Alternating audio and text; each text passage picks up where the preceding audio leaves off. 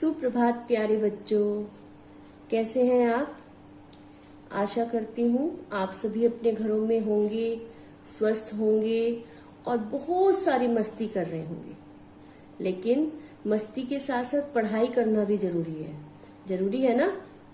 चलिए, आज हम हिंदी में पर्यायवाची शब्दों के बारे में जानते हैं। ठीक है, पर्यायवाची शब्द क्या है, पर्यायवाची शब्द किसे कहते हैं, यह जानने के लिए सबसे पहले हम एक उदाहरण देखते हैं। ठीक है, उदाहरण में मैं आपको 3 वाक्य सुनाऊंगी। सबसे पहले वाक्य है कि अध्यापक कक्षा में पढ़ा रहे हैं। क्या कहा मैंने? अध्यापक कक्षा में पढ़ा रहे हैं। गुरुजी को प्रणाम करो, ये दूसरा वाक्य है। गुरुजी को प्रणाम करो। तीसरा वाक्य है शिक्षकों का सदैव सम्मान करना चाहिए। अब देखिए, मैंने यहाँ पर 3 वाक्य बताए हैं आपको। कौन कौन से? अध्यापक कक्षा में पढ़ा रहे हैं, गुरुजी को प्रणाम करो, शिक्षकों का सदैव सम्मान करना चाहिए। अब इन तीनों वाक्यों में अध्यापक, गुरुजी और शिक्षक, ये जो शब्द आए हैं, 3 शब्द आ गए हैं ना तीनों वाक्यों में, अध्यापक, गुरुजी और शिक्षक। ये शब्द अलग अलग होते हुए भी एक ही अर्थ को प्रकट कर रहे हैं। आपने देखा ना कि हम जो हमारे टीचर्स होते हैं उनको हम अध्यापक भी कहते हैं, हम उनको गुरुजी भी कहते हैं, हम उनको शिक्षक भी कहते हैं ना। तो ये शब्द तो अलग अलग है, लेकिन उनका जो अर्थ है वो क्या हो रहा है? एक ही अर्थ प्रकट कर रहे हैं, वो एक ही अर्थ बता रहे हैं। यानी हम टीचर को ही यहाँ पर रिप्रेजेंट कर रहे हैं। टीचर के लिए ये तीनों शब्द जो हैं आते हैं हम अलग अलग, कोई अध्यापक बोलता है, कोई गुरुजी बोलता है, कोई शिक्षक बोलता है। तो तीनों शब्द अलग अलग हैं परंतु अर्थ सेम है। सेम है ना, समान। ठीक है, इसलिए इनको समानार्थी शब्द भी कहते हैं, समान अर्थ वाले शब्द। ठीक है, अब अगर हम इसकी परिभाषा कहें कि इसकी परिभाषा क्या बनेगी, तो परिभाषा बनेगी कि किसी शब्द के उसी अर्थ में प्रयुक्त होने वाले शब्दों को पर्यायवाची शब्द कहते हैं। ठीक है, या किसी शब्द के उसी अर्थ में प्रयुक्त होने वाले शब्द पर्यायवाची शब्द कहलाते हैं। अब जैसे कि मैंने आपको पहले भी बताया कि इनको समानार्थी शब्द भी कहते हैं, समान अर्थ वाले शब्द। ठीक है, कुछ और उदाहरण दूं आपको। एक उदाहरण और देती हूं, जैसे सूरज निकला है।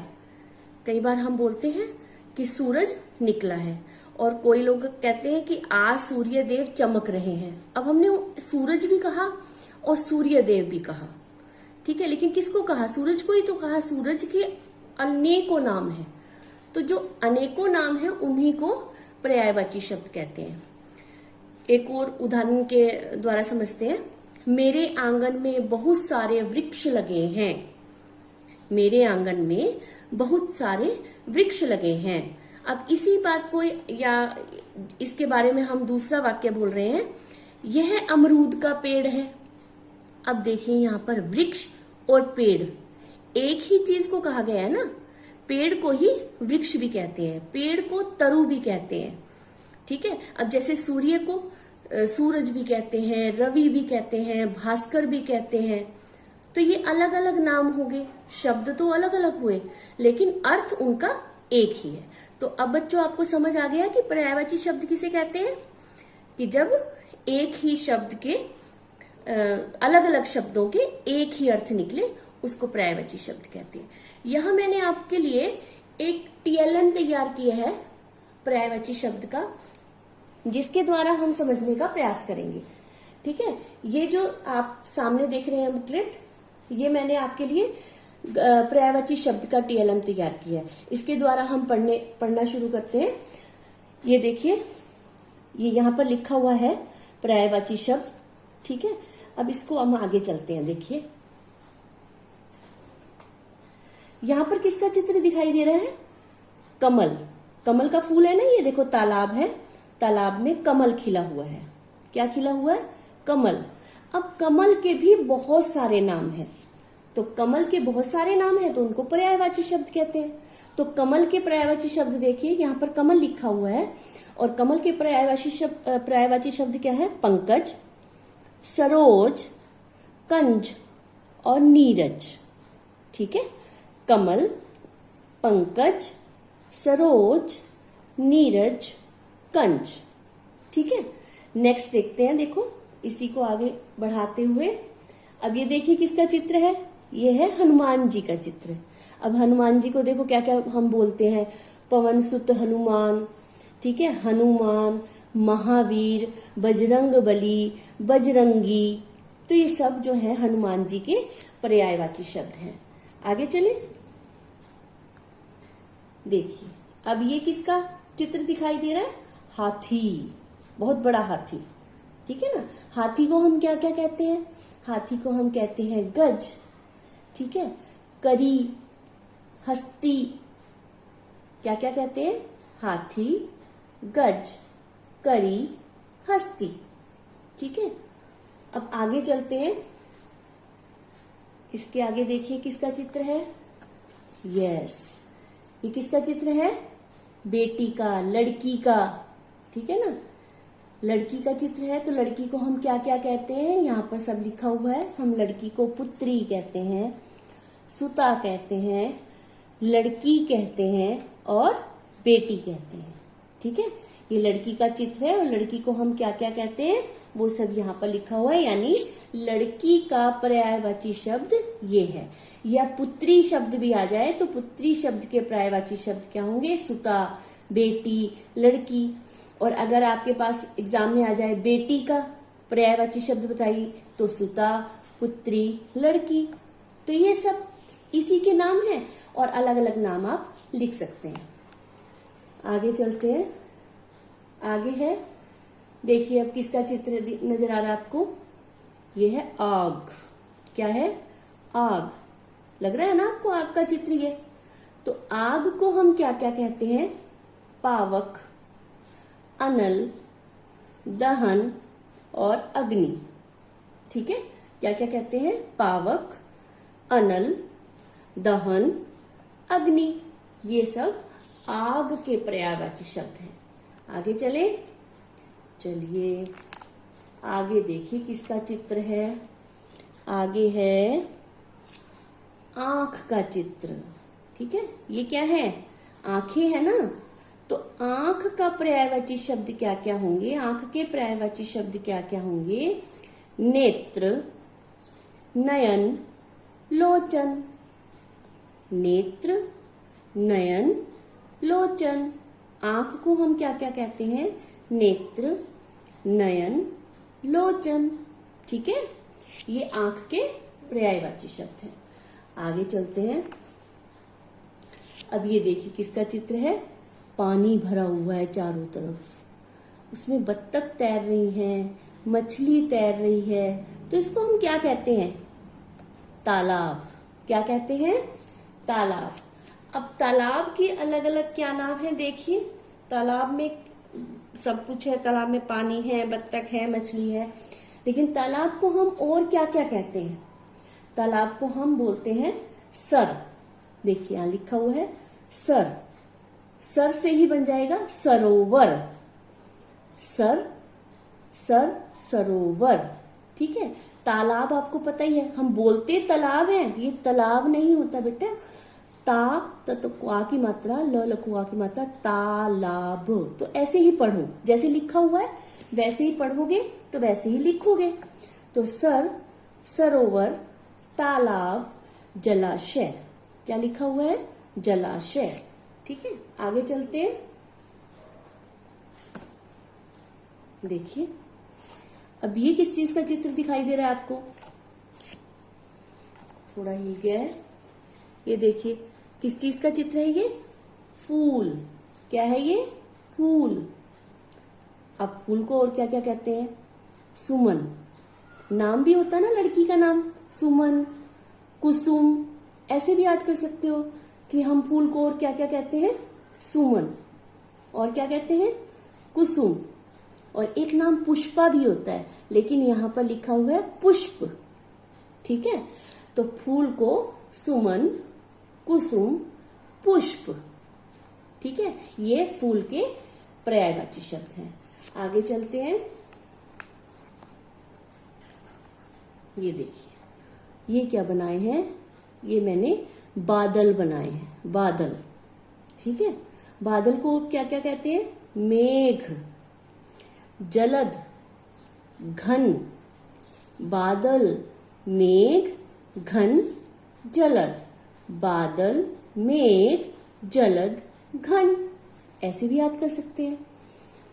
बादल, मेघ, जलद, घन। बादल, मेघ, जलद, घन, इस तरीके से याद करेंगे तो जल्दी से याद हो जाएगा। ठीक है, आगे चले। आगे है, किस चीज का चित्र है भाई, ओके, शेर। शेर का चित्र है।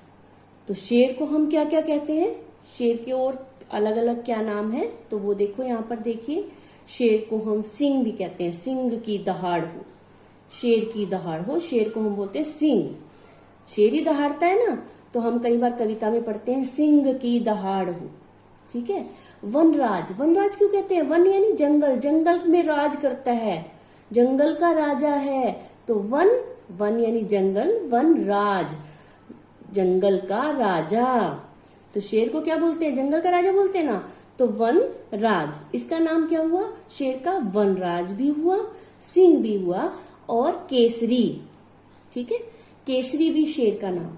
शेर को क्या क्या बोलते हैं, शेर, वनराज, केसरी, सिंह। ये शेर, सिंह, वनराज, केसरी, कैसे भी आप बना सकते हैं। तो इसको पढ़ने का ये तरीका है। उसके बाद देखते हैं किस चीज का चित्र है भाई, यस, अब शेर भी जंगल में रहता है और सांप भी रहता है ना सांप, बहुत जहरीला सांप। अब देखिए, इस सांप को क्या क्या बोलते हैं, सांप, नाग, नाग भी बोलते हैं ना, कई बार आपने सुना होगा, नाग, बहुत जहरीला नाग था। तो सांप, नाग, सर्प, क्या बोलते हैं, सर्प, और भुजंग, क्या है इसका नाम, भुजंग। सांप, सर्प, नाग, भुजंग, तो ये सभी सांप के नाम हैं। ठीक है, चलिए आगे चलते हैं। आगे है, ये किसका चित्र, अभी लड़की का चित्र आया था ना पीछे, बेटी का, लड़की का, अब ये आ गया लड़का। लड़का यानी बेटा, अब वो लड़की थी तो हमने बेटी लिखा था, अब ये लड़का है तो हम लिखेंगे बेटा। लड़का, बेटा, पुत्र, सुत। अब ये देखो, लड़की का जब फोटो था तो लड़की में सुता लिखा हुआ था, ठीक है, वहां पुत्री लिखा हुआ था, बेटा का बेटी लिखा हुआ था। सेम यहां पर आ गया, देखो, सुता का सुत यानी लड़का, सुत, लड़का पुत्र, लड़का बेटा। ठीक है, अब ये पर्यायवाची शब्द अभी इस वीडियो में यहीं तक। अगली वीडियो में इससे आगे के और पर्यायवाची शब्द लेकर आऊंगी। अभी तक आप इसको देखिए और इनको याद करने का प्रयास करें। देखो, आप पढ़ते हैं, जब आप चित्र के साथ पढ़ेंगे तो एक एक ले ले। आपने लड़के का ले लिया आज, और लड़के के चारों नाम आपने याद कर लिए कि लड़के को क्या क्या कहते हैं, पुत्र कहते हैं, सुत कहते हैं, बेटा कहते हैं। ठीक है, अब देखो, इसी के साथ आप लड़की का याद करो। जरूरी नहीं कि आप ऐसे जैसे मैंने आपको सिखाया वैसे ही। आपने लड़के का याद कर लिया तो साथ साथ आपका लड़की का भी याद हो जाएगा। ठीक है, लड़का में पुत्र, लड़की में पुत्री, लड़का में सुत, लड़की में सुता। ठीक है, लड़का, लड़की, बेटा, यहाँ पे एक ही मात्रा डालो, बेटी। अब देखो, दो चीजों का तो आपको उसी टाइम याद हो जाएगा, लड़का का भी और लड़की का भी। ठीक है, याद करने का आसान तरीका है कि आप जब याद कर रहे हैं, सबसे पहले आप दो याद करिए, लड़का और लड़की। ठीक है, अब जब फिर नेक्स्ट 2 याद कर रहे हैं तो चांद और सूरज का याद करिए, चांद और सूरज। ठीक है, जब उससे नेक्स्ट हम याद करेंगे तो क्या याद करेंगे, पृथ्वी यानी धरती और आकाश। इस तरीके से आप याद करेंगे, दो दो याद करेंगे तो आपको जल्दी से याद हो जाएगा। ठीक है, आपको ये आने चाहिए। पर्यायवाची शब्द क्या होते हैं वो इस वीडियो में हमने पढ़ा जाना, और पर्यायवाची, कुछ पर्यायवाची शब्द जो मेन पर्यायवाची शब्द हैं आपके सिलेबस में भी है, उनको हमने जाना। इसके बाद में दूसरी वीडियो में इससे आगे के पर्यायवाची शब्द लेकर आऊंगी। ठीक है, ओके, थैंक यू।